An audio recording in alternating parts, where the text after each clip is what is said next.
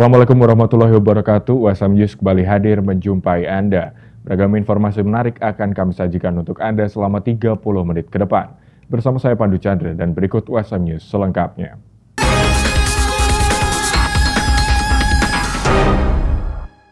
Dalam mendukung kepemimpinan baru organisasi mahasiswa, Universitas Semarang memberikan pendampingan birokrasi dan aplikasi Siska untuk memastikan kelancaran penerapan program kerja mahasiswa.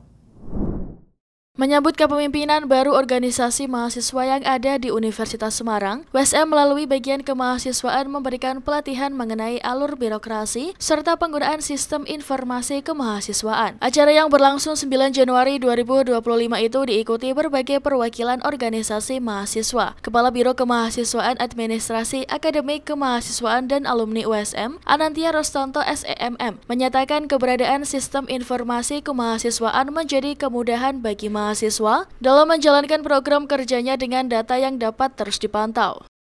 Bagian kemahasiswaan USM sudah ada sebuah sistem yang disebut dengan Siska, sistem kemahasiswaan. Jadi di dalam Siska itu sudah diwadahi bagaimana cara pengajuan peminjaman, baik peminjaman sarpras, kemudian pengajuan sarpras dan sebagainya. Jadi intinya dengan Siska itu alhamdulillah sangat membantu bagi adik-adik Orma dan UKM itu di dalam menunjang kegiatan mereka. Forum itu menjadi ajang dalam membagikan informasi bagi mahasiswa seputar birokrasi yang ada. Melalui kegiatan itu diharapkan mahasiswa dapat secara efektif menjalankan setiap program kerjanya. Presiden Mahasiswa USM periode 2025-2026 Nur Annisa menilai bahwa kehadiran forum sosialisasi itu dapat menjadi sarana untuk mendukung mahasiswa menjadi tertib administrasi. Birokrasi Orma tadi itu merujuk pada struktur dan sistem administrasi yang dimana itu menurut saya itu sangat bermanfaat bagi anak-anak Orma ataupun UKM yang dimana kadang kendalanya itu berada di sistem administrasinya. Dalam melakukan suatu kegiatan itu kendalanya di situ semua. Memasuki usia ke-62, Universitas Brawijaya menambah sarana pendukung pendidikan di era digital. Sarana tersebut adalah AI Center dan Pusat Data UB yang diresmikan oleh Menteri Komunikasi dan Digital Mutia Hafid pada hari Minggu 5 Januari kemarin. Peresmian tersebut dilakukan usai rapat Senat terbuka dalam rangka Disnatalis Universitas Brawijaya. Sarana ini menjadi penanda transformasi UB dalam dunia digital untuk mendukung ketersediaan talenta digital di Indonesia. Disnatalis Universitas Brawijaya ke-62 terasa istimewa. Hal ini karena momen Disnatalis menjadi penanda dari transformasi digital Universitas Brawijaya melalui peresmian Artificial Intelligence Center dan Pusat Data UB. Kedua sarana pendukung tersebut diresmikan secara langsung oleh Menteri Komunikasi dan Digital Mutia Hafid pada hari Minggu 5 Januari 2025 di Gedung Rektorat Universitas Brawijaya. Hadir dalam peresmian tersebut Rektor UB Profesor Widodo beserta jajaran, serta Ketua Artificial Intelligence UB Profesor Wayan Firdausi Mahmudi. Dalam kesempatan tersebut, Menteri Komdigi mengatakan bahwa AI Center di kampus Universitas Brawijaya merupakan salah satu pusat data yang pertama dimiliki oleh kampus di Indonesia. Pihaknya akan mendukung keberadaan pusat data dan AI ini dengan program Kementerian Komdigi. Teman-teman sekalian, hari ini kita menyaksikan peresmian dari AI Center Universitas Brawijaya sekaligus Data Center, dan ini menjadi salah satu AI Center universitas pertama di Indonesia.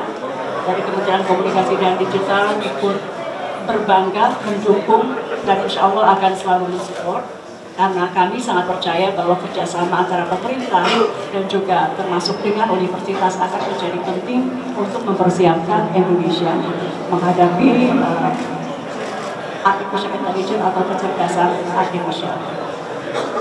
Kemudian yang kedua, kami juga berbangga hati bahwa hari ini kami mendapatkan dukungan untuk konten internet yang positif sekaligus memerangi konten-konten negatif seperti judi online dan juga pinjaman online ilegal yang tadi sudah dibacakan tekad dari Universitas Brawijaya turut serta bersama pemerintah melawan judi online dan pinjaman online ilegal. Ini bukan hanya kerugian materi, tapi juga moral bagi bangsa, dan tentu kerjasama dengan kampus sebagai pendidik akan menjadi sebuah terobosan bagi kami dan juga melakukan perlawanan terhadap judi. Dukungan dari Komdigi disambut antusias oleh Rektor Universitas Brawijaya Profesor Widodo yang menegaskan bahwa pusat data dan AI ini merupakan terobosan untuk menghasilkan talenta digital di Indonesia. Dari Malang, tim liputan UBTV melaporkan untuk USM TV. Hari ini adalah hari yang sangat bersejarah buat kita. Hari ini Bu Menteri Komdigi meresmikan AI Center dan juga Data Center Universitas Brawijaya, dan beliau banyak sekali memberikan dukungan kepada universitas. Dan yang paling penting, kita senang sekali hari ini didukung oleh Bu Menteri untuk meningkatkan jumlah talenta digital di Indonesia, yang tentu akan banyak bekerjasama dengan mitra-mitra perusahaan yang terkait dengan AI di Indonesia. Saya kira itu. Sekali selamat datang Bu Menteri, dan juga mohon juga arahan dan juga nanti dukungan untuk pengembangan talenta digital di Indonesia, khususnya di Universitas Brawijaya. Terima kasih. Mahasiswa Universitas Padjadjaran dilepas ke 209 desa untuk menjalankan KKN PPM terintegrasi 2024. Hal ini sebagai bentuk kebermanfaatan UNPAD bagi Jawa Barat. Berikut laporan tim Divia Unpad TV untuk USM TV. Sebanyak 3.825 mahasiswa Universitas Padjadjaran dilepas untuk mengikuti program Kuliah Kerja Nyata atau KKN PPM Terintegrasi 2024 pada Jumat 10 Januari di Gor Jati, Padjadjaran oleh Rektor UNPAD, Profesor Arif S. Kartasasmita, bersama PJ Gubernur Jawa Barat Bayi Triadi Mahmudin. Mahasiswa yang dilepas ini akan melakukan KKN di 11 kabupaten kota yang tersebar di Jawa Barat selama 1 bulan penuh. KKN sendiri merupakan program kolaboratif learning bagi mahasiswa yang nantinya terjun langsung menghadapi persoalan di masyarakat, serta memberikan solusi dan rekomendasi yang tepat. Peserta KKN ini ditempatkan di 209 desa di Kabupaten Bandung, Kabupaten Bandung Barat, Kota Bandung, Kabupaten Cianjur, Kabupaten Cirebon, Kota Cirebon, Kabupaten Garut, Kabupaten Kuningan, Kabupaten Pangandaran, Kabupaten Sumedang, dan Kota Tasikmalaya. Adapun tema KKN ini adalah UNPAD bermanfaat, stunting, ketahanan pangan, perubahan iklim, perubahan sosial budaya, dan ekonomi kreatif. Usai mengecek kesiapan dan melepas peserta KKN, PJ Gubernur Jawa Barat Bayi Mahmudin mengapresiasi pelaksanaan KKN oleh UNPAD dengan tema yang sangat dibutuhkan di Jawa Barat yang akan bermanfaat bagi masyarakat. Pada UNPAD, Pak Rektor, juga Bu Wakil Rektor dan tim, karena temanya disesuaikan dengan kebutuhan di tempatnya tersebut. Jadi ada stunting, juga tadi ada wakaf dan wirausaha, jadi betul-betul sesuai dan juga pastinya akan bermanfaat bagi masyarakat sekitar. Jadi tidak hanya buat mahasiswa, tapi juga buat masyarakat yang dikunjungi juga pasti sangat bermanfaat, dan kami apresiasi untuk hal itu. Pasti ini lebih bermanfaat lagi kalau sesuai dengan kebutuhan di tempatnya itu. Dan tadi beberapa juga kan ada yang misalnya dasar sastra Inggris, saya bilang ajarin juga bahasa Inggris, oh iya Pak siap katanya. Jadi mereka tidak hanya mengajarkan yang menjalankan tugas tema, tapi juga tentunya pasti menyesuaikan dengan bidang-bidang yang mereka terima. Jadi misal fakultas peternakan, mungkin nanti juga mereka bisa mengajari tentang peternakan, pasti kan ada. Jadi mereka juga bisa mengembangkan ilmunya dan juga masyarakat mendapatkan manfaatnya. Sangat baik. Termasuk sosialisasi pinjol, Pak? Iya, tadi saya titipkan, karena kan harus literasi. Mungkin ya masyarakat kurang paham, kan semoga ada pengertian dari masyarakat untuk tidak mudah tergoda oleh rayuan-rayuan seperti itu. Semangat, dan ini adalah sebagai langkah kecil untuk mendapatkan masa depan yang lebih baik lagi untuk mereka, dan kita percaya bahwa mereka adalah pemimpin masa depan kita pada saatnya nanti. Sementara Rektor Universitas Padjadjaran Profesor Arif S. Kartasasmita, KKN ini sebagai bentuk kebermanfaat UNPAD secara sinergi untuk memajukan Jawa Barat. Iya, karena kami lahir dan besar di Jawa Barat, tentu tugas kami juga untuk memajukan Jawa Barat sesuai dengan apa yang Pak Gubernur sampaikan. Dan ini juga sesuai dengan rencana kami dan visi kami bagaimana UNPAD bisa lebih bermanfaat untuk masyarakat luas. Mudah-mudahan support Pak Gubernur dan Jawa Barat terus kami dapatkan, dan kita dapat bersinergi untuk kemajuan Jawa Barat dan Padjadjaran. Itu saja. Bersama dosen pendamping lapangan, mahasiswa ini langsung menuju lokasi KKN masing-masing. Dari Jatinangor, Sumedang, Bayu Murti, Aras Arafani melaporkan untuk WSM TV. Pemirsa, pemerintah Provinsi Sulawesi Selatan menandatangani perjanjian kerjasama dengan menggandeng Universitas Hasanuddin dan Politeknik STIA LAN Makassar. Ini merupakan upaya pengembangan sumber daya manusia untuk ASN dan masyarakat Sulawesi Selatan. Penandatanganan kerjasama antara pemerintah Provinsi Sulawesi Selatan, Universitas Hasanuddin, dan Politeknik STIA LAN Makassar ini dilakukan di ruang rapat Senat Gedung Rektorat Universitas Hasanuddin Makassar, Sabtu 4 Januari 2024. Hadir dalam penandatanganan itu pejabat Gubernur Sulawesi Selatan, Profesor Dr. Zudan Arif Fakrullah SHMH. Penandatanganan sejumlah perjanjian kerjasama PKS strategis itu terkait penyelenggaraan pendidikan afirmasi yang bertujuan untuk memperluas akses pendidikan bagi ASN dan masyarakat Sulsel. Agenda tersebut meliputi penandatanganan PKS antara Pemprov Sulsel dan Universitas Hasanuddin yang dilakukan Rektor Universitas Hasanuddin, Profesor Dr. Insinyur Jamaluddin Jompa MSc. Selain itu juga dilakukan penandatanganan kesepakatan bersama antara Pemprov Sulsel dan Politeknik STIA LAN Makassar yang dilakukan Direktur Politeknik STIA LAN Makassar, Dr. Sulaiman Fattah MSI, mengenai pelaksanaan Tridharma Perguruan Tinggi dan juga terkait pengembangan kapasitas sumber daya manusia di Sulawesi Selatan. Hari ini pemerintah provinsi mengadakan kerjasama untuk pengembangan SDM bagi pemerintah provinsi dan masyarakat Sulawesi Selatan. Hari ini kita tandatangani dengan Unhas dan dengan Poltek LAN.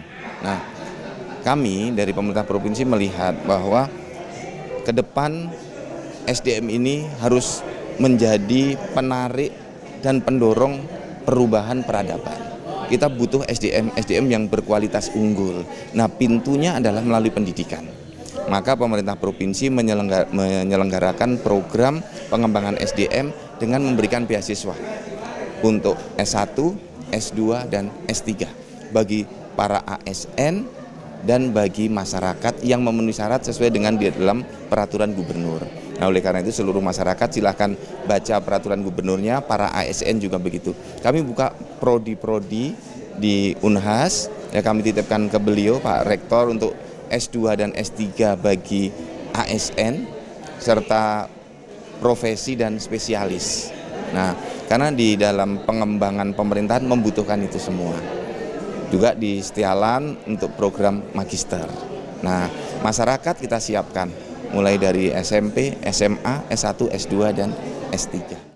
Melalui PKS ini, Profesor Zudan menjelaskan bahwa Pemprov Sulsel akan menyiapkan beasiswa untuk program S1, S2, dan S3 bagi ASN dan masyarakat yang berprestasi atau kurang mampu. Pendaftaran mahasiswa baru dimulai Februari 2025 dengan seleksi administrasi oleh Pemprov Sulsel dan seleksi akademik yang dilakukan oleh Universitas Hasanuddin. Profesor Zudan menambahkan bahwa kerjasama antara Pemprov Sulawesi Selatan, Unhas, dan Politeknik STIA LAN Makassar ini diharapkan menjadi langkah strategis untuk mendukung visi Sulsel menuju provinsi berkelas dunia melalui pendidikan dan pengembangan sumber daya manusia yang unggul. Rektor Unhas Profesor Dr. Insinyur Jamaluddin Jompa MSc menegaskan jika program ini akan menjadi contoh kolaborasi universitas dan pemerintah untuk mendukung kemajuan pendidikan dan membangun sumber daya manusia yang berkualitas. Hari ini Unhas sangat berbahagia ya, dan jangan lupa hari ini hari Sabtu.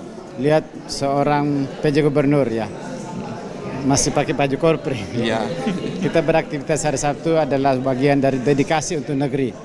Dan Alhamdulillah Pak Gubernur, PJ Gubernur kita Prof. Zudan Arif Fakrullah, salah satu gubernur terbaik yang telah memikirkan bahwa suatu daerah tidak mungkin bisa berkembang maju dengan pesat kalau tidak di-backup oleh SDM yang unggul. Ini adalah secara simbolik dan mudah-mudahan Unhas dan juga Politeknik STIA LAN dan seluruh universitas yang ada di Indonesia saya kira akan menjadikan ini sebagai contoh untuk kita semua berkolaborasi. Kami akan mensupport Pemprov, akan mensupport Pemda dan mensupport negara ini dalam rangka menuju Indonesia Emas 2045 insya Allah. Indonesia bisa. Di akhir acara, PJ Gubernur Sulsel, Rektor Universitas Hasanuddin, dan Direktur Politeknik SIA LAN saling berbagi cenderamata sebagai simbol kolaborasi yang terjalin. Kegiatan ini dihadiri pula oleh mahasiswa, dosen, dan ASN. Feni Septiani, Samuel Andi Muhammad, Syafrijal, Unhas TV. Angin kencang menerjang di Kabupaten Jepara, Jawa Tengah, menyebabkan pohon berukuran besar tumbang menimpa seorang pemuda yang melintas hingga tewas. Selain menelan korban, pohon tumbang juga merusak bangunan sekolah. Pasca diterjang angin kencang, relawan BPBD Kabupaten Jepara bersama warga ramai-ramai mengevakuasi pohon jati berukuran besar yang tumbang dan melintang di tengah jalan di Desa Jarukwangi, Kecamatan Bangsri, Kabupaten Jepara, Jawa Tengah. Nahas bagi Adi Saputra, pemuda 19 tahun warga desa setempat yang kebetulan melintas tewas di tempat usai tertimpa pohon tumbang. Korban yang menggunakan sepeda motor tertimpa pohon membuat warga setempat ramai-ramai berusaha mengevakuasi. Kepala Desa Jarukwangi, Kasmono, mengatakan korban meninggal di tempat karena alami benturan keras di bagian kepala usai tertimpa pohon berukuran besar. Sesaat kejadian di lokasi tersebut memang sedang diguyur hujan disertai angin kencang. Selain menelan korban jiwa, pohon tumbang juga menimpa pagar dan atap bangunan sekolah SD Negeri 2 Jarukwangi hingga alami kerusakan.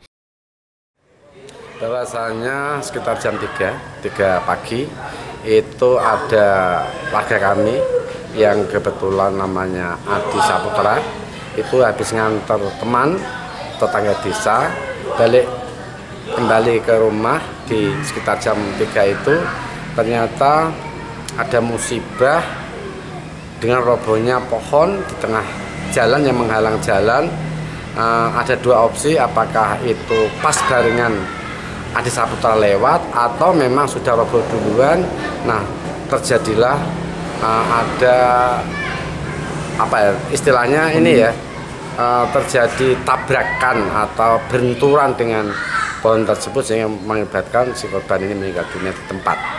Pohon itu tumbangnya malang di jalan, yang paling ranting yang paling ujung itu dia nimpa sekolahan SD 2 Jarukwangi, yang badannya atau batangnya ini dengan pakang-pakangnya atau ranting-rantingnya itu yang malang di jalan sehingga menimbulkan korban itu.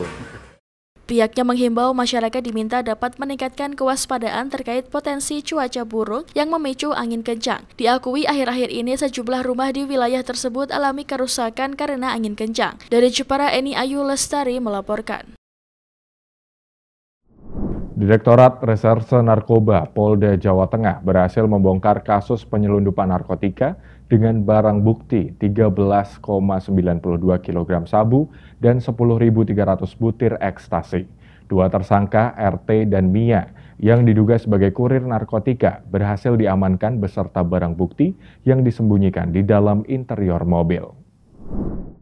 Direktur Research Narkoba Polda Jateng Kombes Pol M. Anwar Nasir menjelaskan bahwa penangkapan terhadap para tersangka dilakukan di Pelabuhan Tanjung Emas, Kota Semarang. Pengungkapan kasus ini bermula dari informasi yang didapat petugas tentang adanya pengiriman narkoba dari Pontianak menuju Semarang menggunakan kapal Dharma Kartika 7. Menindaklanjuti informasi tersebut, tim Subdit 1 Ditres Narkoba Polda Jateng segera melakukan penyelidikan intensif untuk mengungkap kasus tersebut. Berdasarkan informasi tersebut, petugas memantau perjalanan kedua tersangka yang dimulai pada 22 Desember 2024 saat mereka berangkat dari Surabaya menuju ke Pontianak. Sesampainya di Pontianak, tersangka menginap di sebuah hotel hingga akhirnya pada 30 Desember 2024, tersangka menerima kiriman narkotika berupa 13 paket sabu dan 49 paket ekstasi dari orang yang tidak dikenal. Barang haram tersebut disembunyikan di balik door trim dan dashboard mobil untuk menghindari pemeriksaan petugas. Adapun barang bukti yang ditemukan petugas dalam penggeledahan diantaranya 13